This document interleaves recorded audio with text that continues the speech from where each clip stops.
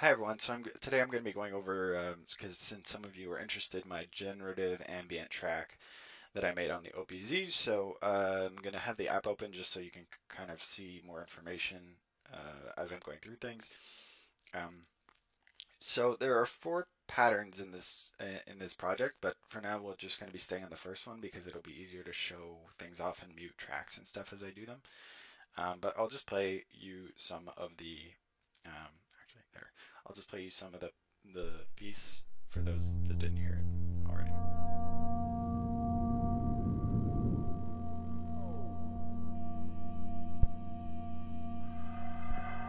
So this plays differently every time because it's using step components on most, if not all, of the triggers, and also randomizing the notes, things like that. So that's basically the vibe I was going for, and um, I wanted to use the stock samples and everything because I just thought it'd be interesting. It'd be a fun challenge to do, and I was curious to see if it could be done, and it definitely can. So let's start with the drum tracks. As you can see, because I'm not playing, it shows you what each of the tracks sound like when I switch them. So kick drum, snare, hi-hat, and sound effect, which I believe, yeah, these are pretty like varied. So essentially, for all the drum tracks, what I did is you can see the envelopes are they're all pretty, they come in slow and they have a long decay. Um, and all of them have a pretty high effect send for both of them, more on the reverb than the delay. But wow, this guy really goes. Oh, it's because the delay is repeating it over and over again. So that's another thing that helped the track is the delay. I'll go into it a bit later, but essentially the delay is like the feedback is almost at 100%, but then at some point in the track, I cut the feedback to 0 so that the earlier delays stop, but then it starts up again in the next loop. So those are the drum tracks, and yeah, they're all pretty much the same. All the samples are reversed so that you get a less of a harsh attack at the beginning. They kind of fade in more, like especially in these ones you get the. So yeah, those are the drum tracks, and for the so I'll just play them all together just so you get an idea of what they are. And you can see I have some trigs here for each of them. There's only like one or two per track. And each of them have multiple step components at once, and I would just suggest trying all these out and, checking out the table of step components and what each of the settings do because, yeah, there's a lot of things they can do. I basically just have a random trigger, a trigger chance, a random trigger, like basically, here, wait, where's the icon? They still have the old icons here instead of these ones, but I believe this one randomly skips all of these, and then this one randomly skips triggering the note at all. And then this is a random note trigger, so it randomizes which note is being played. Whoops. And this also randomizes the note. Yeah. And then this is velocity, and this is how long the note's held for. So as you can hear, the drums kind of, I mean, again, because it's random, sometimes they don't get triggered for quite a while, which is good for the variety, but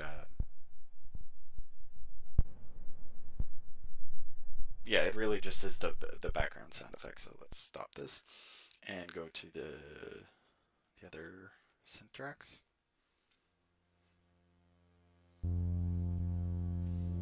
So this is where most of the main stuff comes from. This is the synth tracks, but it's a very similar setup. I have the envelope,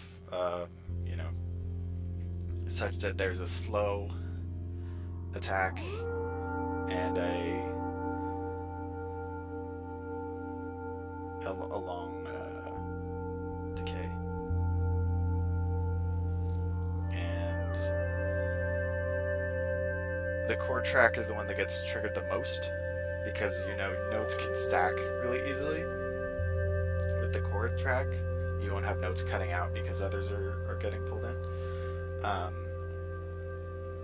And again, here we have tons of step components, ×2, multiple trig, and each of these tracks is an odd length, such that, so this one is a normal 1 bar, but then the lead is 1 step less, and then the ARP is 5 steps less, and the chord is 3 steps less. So all of those combined means that they'll never really repeat in the same, I mean they will eventually, but you know, it creates that variety that they won't really repeat the same way every time. And yeah, let's just mute some of these so you can hear better what each of them are doing. Let's just play it from the beginning here. So we have this really slow bass coming in. And the way it jumps, you can see how it goes, like, when it hits this one again, it kind of cuts out the other one, because its bass doesn't like playing multiple notes at once. But that kind of is cool, you know, creates a bit of variety there. And again, this guy has random note, random trigger, randomly skips, the step components, random velocity, and a multiple hit.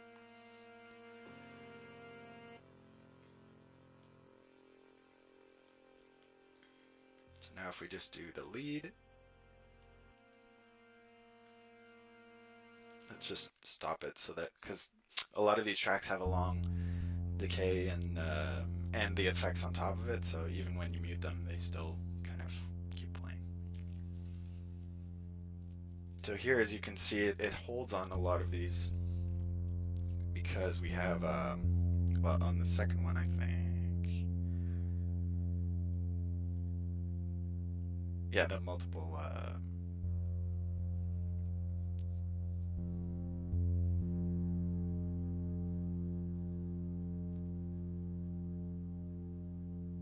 see here it played it multiple times, and that also helps offset the when the notes get played with all the other tracks. When you have a, you know, when it's playing through and it kind of holds on one, that offsets it relative to all the other ones. The other ones keep playing as they were, so it helps create that ever-changing feel as well.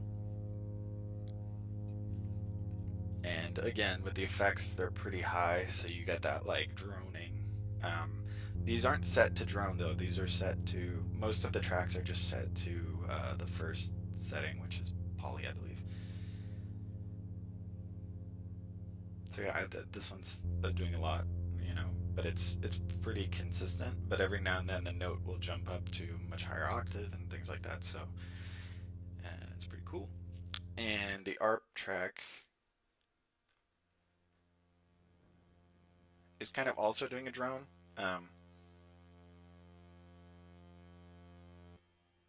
I believe my ARP settings are like, oh wait, which track is this?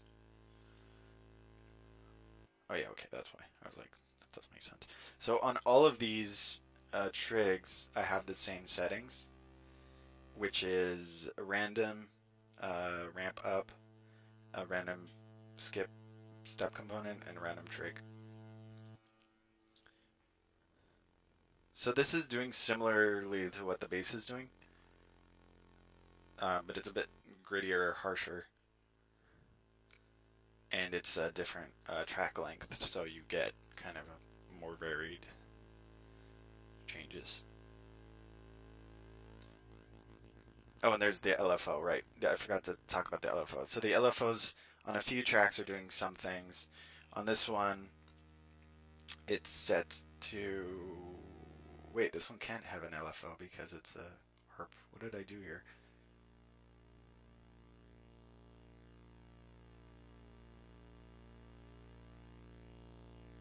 don't even know what I did on this track. Um, maybe the effect. I think the effect is being changed on that note or something like that. Um, but yeah, the LFOs can be really useful because each track except the ARP has one. So you can set the LFO to control like the volume, for example, and then just have the wave be a random wave. Um, and that way you get a randomized note or filter or whatever. You can, have it control any number of effects. You get that on top of the step components, which adds another layer of like generative, different every time.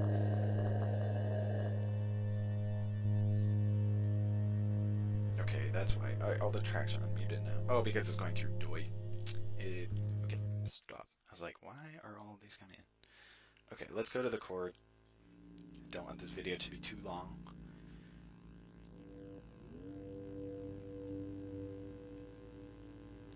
So as you can see, again, it's like a ton of step components. Really, this whole track is just, hey, put as many step components on the same trig as you want and see if it works. I just listened to this, on repeat as I was changing the step components and stuff until it was sort of where I wanted it to be. And I would suggest doing the same thing. If you want to create something like this, just keep listening to it on repeat. Add the step components that change the triggers randomly and things, and then just if it sounds good, then keep it and add more stuff. And if it doesn't sound good, then try changing it, try playing around with it. And a lot of the step components, you really do have to play with it just one on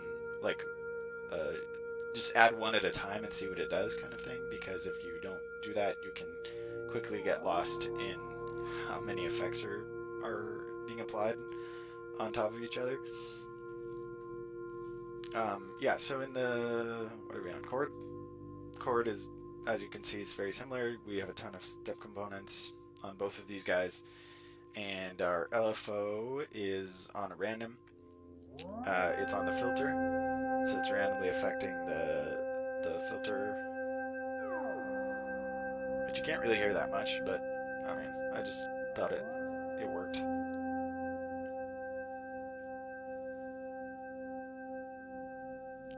Yeah, so let's unmute everything now.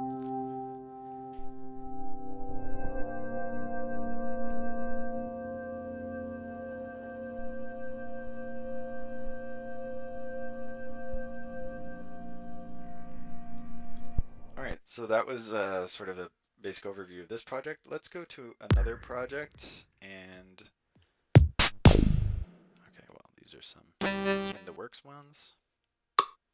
Okay. Empty project. So I'm just gonna, oh, and the tempo on that track was also extremely low. It was like 40, which helped to, make it more delayed and everything. So let's just do the exact same thing on this track, but with, like starting from scratch. So we're gonna make this a random trig, random length, random velocity. Oh, I have to make sure that these are set correctly here.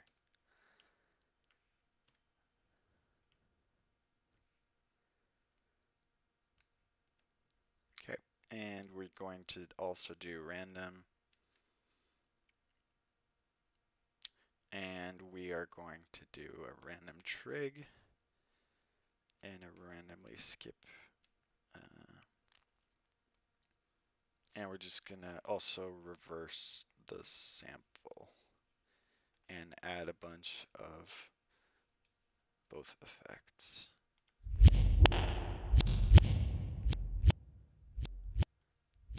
We're gonna slow down the sample, and we're also gonna play it at a lower octave.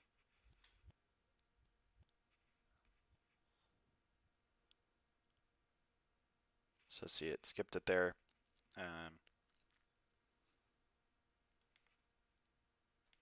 Just gonna try to trigger it as early as possible here.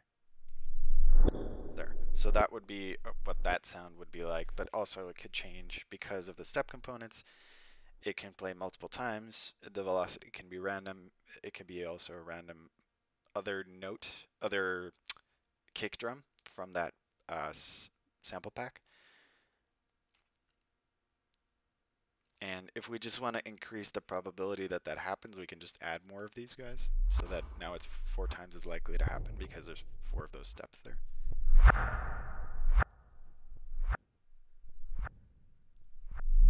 And again, because the effects are on their own tracks, you can do those separately, right? So you can, let's say, animate the effects.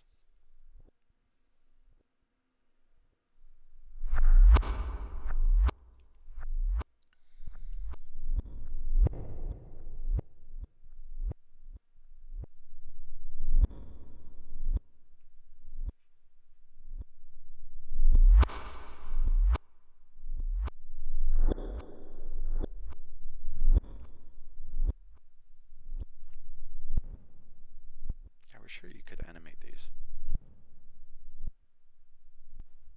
Guess not. I think you can do them per step, but you probably can't animate while you're doing it.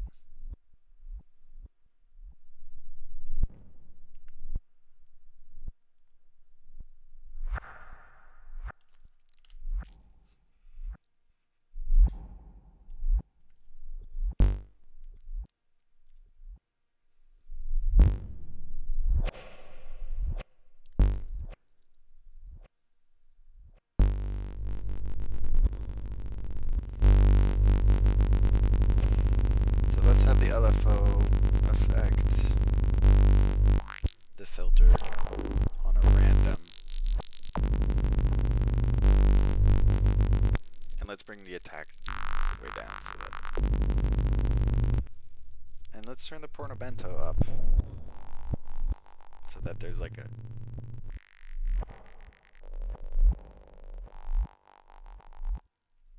And maybe let's switch to mono so that it actually.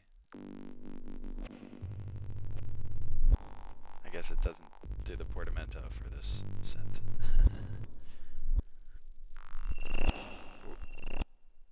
Interesting. So that's what I like about the OPZ. You can just experiment. You're not going to break it, you know. Just add a bunch of stuff and then make the knobs move and duh. Anyway, hope this was useful. I know it's just kind of a ramble, but yeah. Follow me for more videos like this.